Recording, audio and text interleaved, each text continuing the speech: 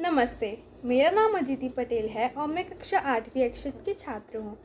मैं Vidyoday international school में पढ़ती हूँ। आज मैं रचना के आधार पर वाक्य के भेदों के बारे में चर्चा करूँगी। वाक्य भेद के दो प्रमुख आधार हैं। पहला रचना के आधार पर वाक्य भेद और दूसरा अर्थ के आधार पर वाक्य भेद। रचना के आधार पर वाक्य के तीन भेद होते हैं।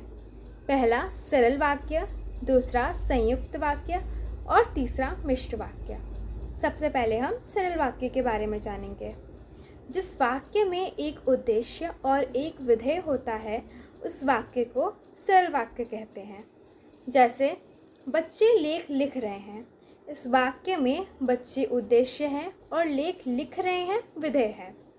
अब हम संयुक्त वाक्य के बारे में बात करेंगे।